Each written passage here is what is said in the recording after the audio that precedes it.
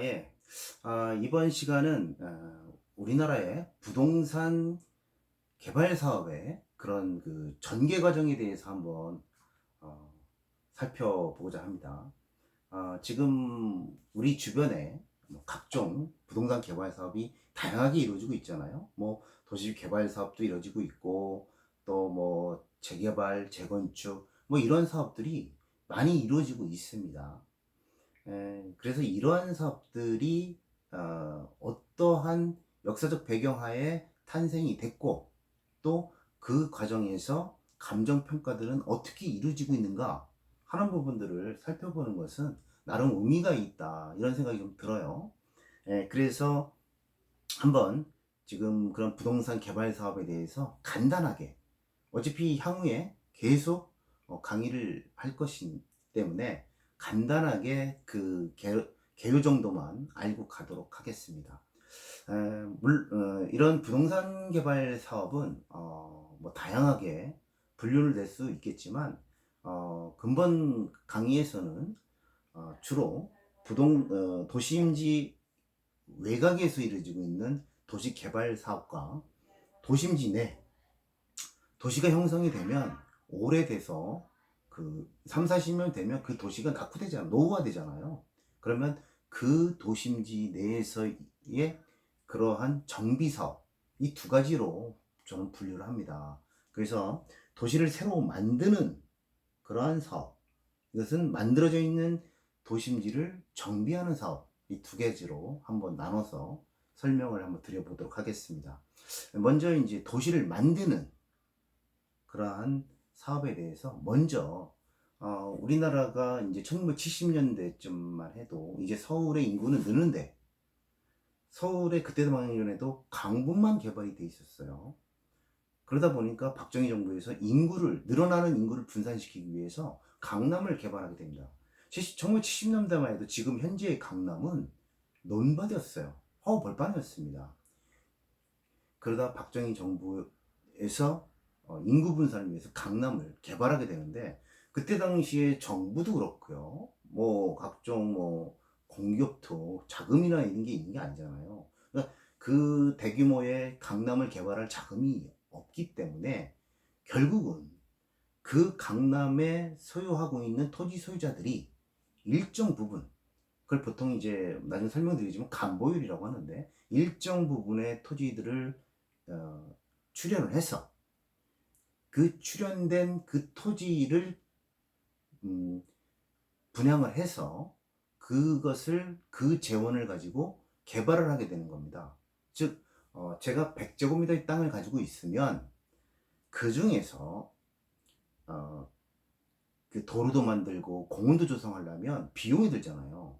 그러면 제가 100제곱미터 가지고 있는 땅 중에서 예를 들어서 뭐 50제곱미터 또는 뭐 40제곱미터, 이것을 출연을 해서 주민들이 다 같이 출연을 해서 그 출연된 그러한 토지, 즉 나중에 조성되게 되는 그러한 토지를 그 팔아서 그 재원을 가지고 개발 사업을 하는 겁니다.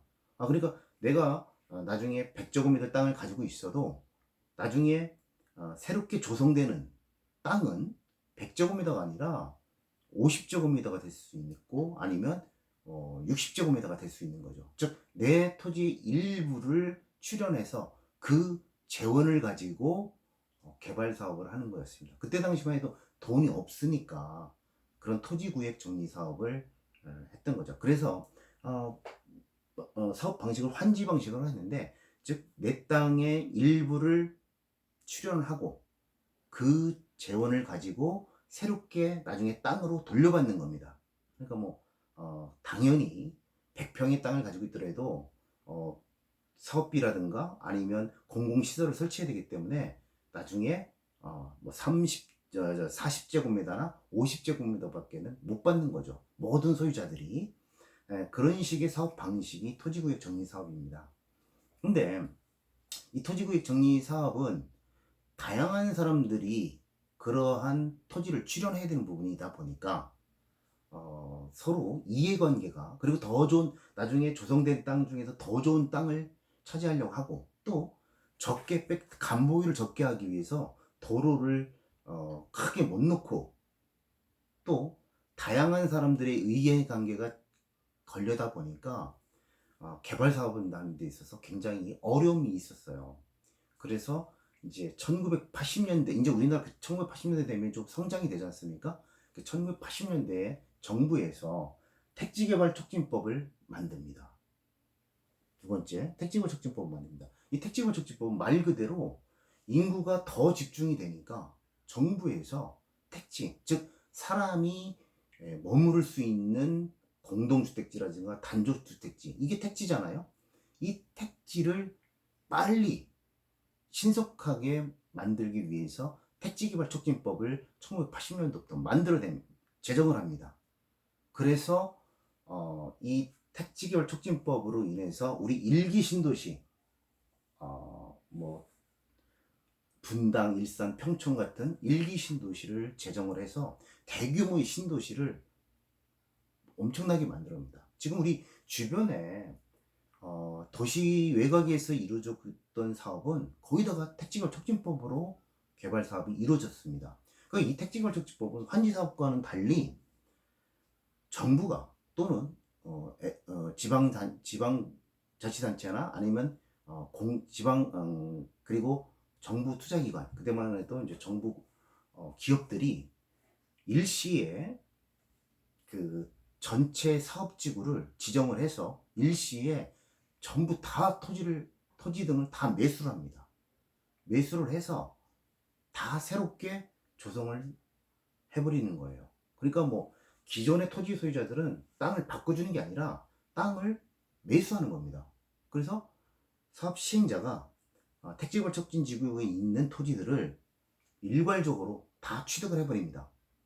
그래서 협의에, 즉 합의가 되지 않으면 강제로 빼앗을 수 있습니다. 즉 그걸 이제 수용이라고 하는데, 강제로 수용할 수가 있는 겁니다. 그래서 환지사업과는 달리 이 택지개발촉진법은 공용 수용 방식이라고 합니다.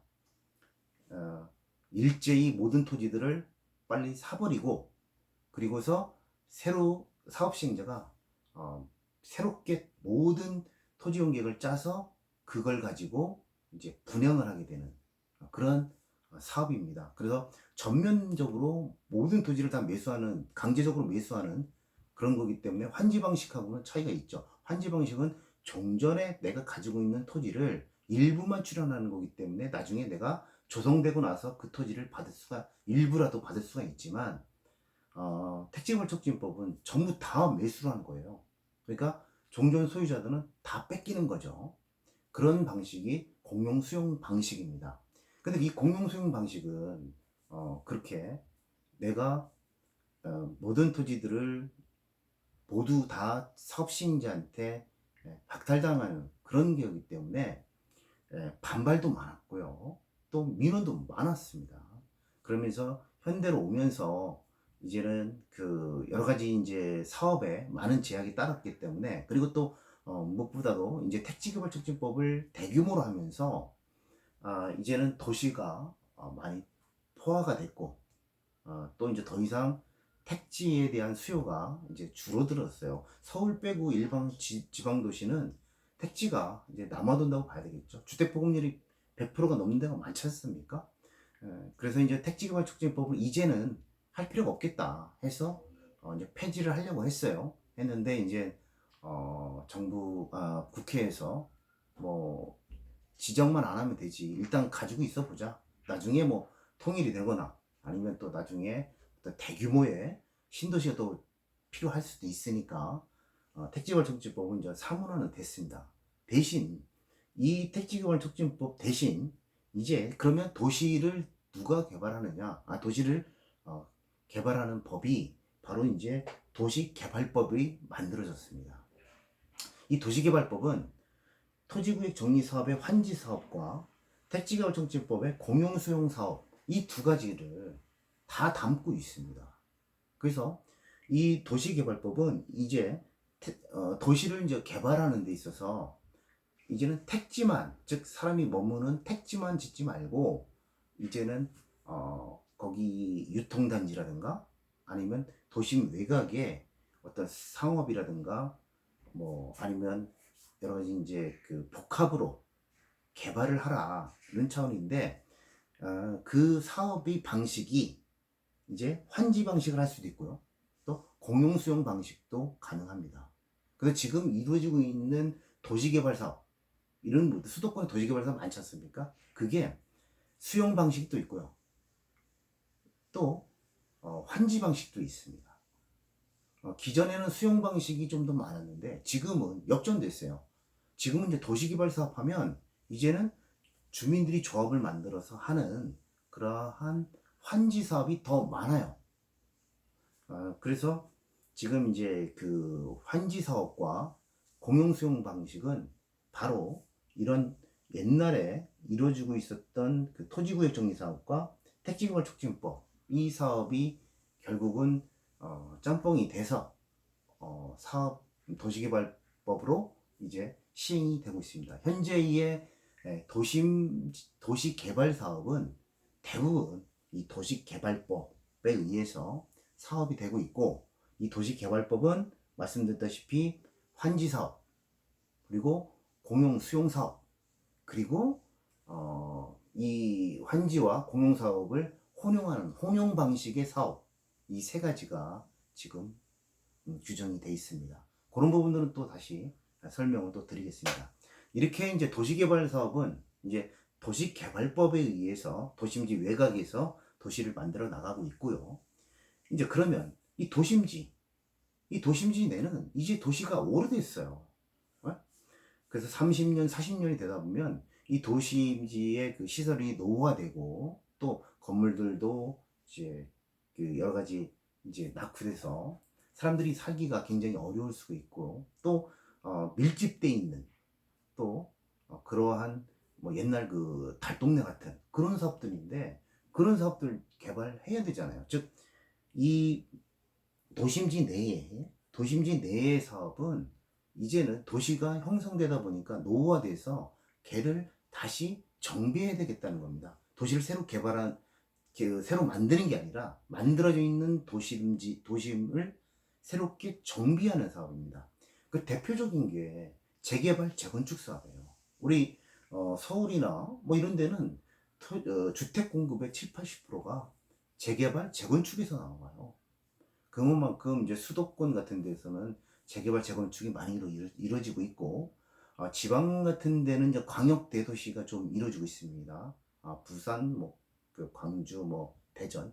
일반 중소도시에서는 아직 재개발, 재건축이 뭐 활성화되지는 않았는데, 향후에 이제 도심지들이 노후화되니까 재개발, 재건축 사업이 이제는 많이 이제 그 진행이 될 걸로 이렇게 보입니다. 그 재개발, 재건축의 그 도시정비 사업은 당초에 이제 한 77년도인가에 재개발법이 있었어요. 그래서 이때도 이제 그 사업을 해왔지만, 그때만 1970년대, 80년대에 노후화된 도시를 정비하는 것은 사실상 뭐 그렇게 관심이 아니었거든요. 법만 있었고 시행된 경우는 별로 없었어요. 그러면서 이제는 도심지들이 낙후가 되면서 2008년도에 이제 그 도시 및 주거환경 정비법이 만들어집니다. 이 도시 및 주거환경 정비법은 이 내에 재개발 사업, 재건축 사업, 주거환경 정비 사업, 지금 현행은 이 세 가지의 사업이 담겨져 있습니다. 그래서 우리가 많이 듣는 재개발, 재건축, 그리고 주거환경 정비 사업, 이 사업들이 바로 이 도심지 내에서 이루어지고 있습니다. 근데 얘네들 사업은 이렇게 환지 사업이나 공용수용 사업식이 아닙니다. 얘네들은 환권 사업이에요. 이 환지와 환권은, 환지는 아까 땅을 일부를 출연해서 그 재원을 가지고 새롭게 조성된 땅으로 받는 겁니다. 즉 땅 대 땅으로 받는 것이고요. 이 환권 사업은 말 그대로 권리로 바꿔주는 겁니다. 즉 재개발이나 재건축을 하게 되면 통상적으로 아파트를 져요. 아파트를 지면 그 자기가 가지고 있었던 토지나 건축물, 이것을 보상을 받는 게 아니라 얘를 출연을 해서 이 평가 금액을 가지고 보상을 받는 게 아니라 얘를 가지고 새롭게 아파트가 조성이 되면 이 이 보상받아야 되는 금액과 이 아파트의 금액을 비교를 해서 바꿔주는 겁니다. 그러니까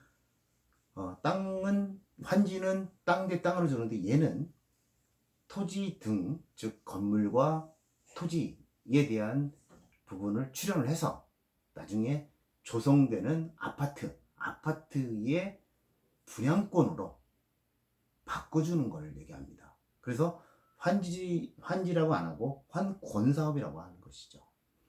그래서 도시및주거환경정비법에서는 바로 이렇게 이제 모든 권리들을 새롭게 아파트의 분양권으로 바꿔주는 그런 사업입니다. 그래서 지금 도시및주거환경정비법이 굉장히 많은 대세를 이루고 있습니다. 그런데 최근에는 도시재생사업이라고 여러분들 많이 들어보셨죠? 도시재생 활성화에 관한 특례법인데, 그것은 지금 이러한 도시개발 사업이라든가 아니면 재개발 재건축 같은 이러한 사업들이 대규모로 이루어지고 있거든요. 그러면 거기 있는 원주민들은 사실상 나중에 분양받을 돈이 없기 때문에 다 그 원주민들은 보상 조금 받고 다른 곳에 가서 또 어렵게 삶을 또 이뤄나가거든요. 그러니까 대부분 젠트리피케이션이라고 해가지고 그 원주민들은 다 나가고 새로운 투기할 수 있는 재력이 있는 이런 사람들이 다시 그 도시에서 사는 거죠. 그러면 당초에 있던 원주민들은 쫓겨나가는 그런 현상들이 이루어지는 겁니다. 그래서 이런 재개발이나 도시 및 주거환경 정비법의 이런 사업들에서 그러한 원주민들이 쫓겨나가는 이런 현상을 막기 위해서 그 현 정부에서 집중적으로 쓰고 있는 것이 바로 도시재생 사업입니다. 이 도시재생 사업은 원주민들은 거의 다시 그 재정착을 할 수 있도록 하고 다시 그 도로라든가 주차장 이런 도시 기반 시설을 좀 더 확충해주는 그리고 좀 더 활성화될 수 있도록 그러한 조성을 해주는 그러한 사업입니다. 근데 여기도 마찬가지로 새롭게 아파트라든가 뭐 이런 걸 짓게 되면 그 권리를 바꿔줘요. 그래서 내내 사업 방식은 환권 방식입니다. 그래서 지금까지 이렇게 한번 보셨습니다. 우리나라의 개발 사업이 처음에 도시를 만들어야 될 때 이때는 토지의 일부를 출연해서 그 재원을 가지고 새롭게 조성된 토지를 분양받는 토지 구획 정리 사업이었다가 이제 그래서 환지 사업이죠. 환지 사업이었다가 또 더 필요해서 강제로 수용하는 강제 수용 방식의 택지개발 촉진법으로 진행이 되어 왔고 지금은 이제 이러한 수용 방식과 환지 방식을 혼용하거나 할 수 있는 도시 개발 사업이 지금 이루어지고 있으며 도심지 내는 재개발, 재건축 그리고 이제 도시 재생 사업 이런 부분들로 지금 개발 사업이 진행되어 오고 있습니다. 지금 이러한 사업들이 결국은 우리가 앞으로 배우게 되는 각각의 환지 사업, 공용 수용 방식, 그리고 환권 사업 이것이 감정평가의 기준이라든가 감정평가에 있어서 평가 방법 그리고 그 평가사를 선정하는 방법 이런 것들이 다 조금씩 다르다는 거예요. 그 법의 목적이 취지에 맞게 이루어지고 있기 때문이죠. 그래서 오늘 시간은 그러한 사업들이 어떻게 진행되고 있는가를 어떻게 진행되어 왔는가를 하는 연역을 좀 살펴봤습니다. 그래서 이제 다음 시간부터는 실제적으로 이제 어떻게 이 공용 수용 방식부터 공용 수용할 때 어떻게 감정 평가가 이루어지고 있는가를 토지부터 이제 세부적으로 한번 보고자 합니다. 자, 그래서 제가 나눠드린 그 유인물의 내용들을 숙지를 하셔야 됩니다. 그래야만 제가 드리는 설명이 좀 이해가 될 수가 있거든요. 그 집에서 이렇게 비대면으로 하게 되니까 남는 시간에 그 제 유인물을 좀 한번 살펴보시기 바랍니다. 네, 다음 시간에 또 설명드리도록 하겠습니다.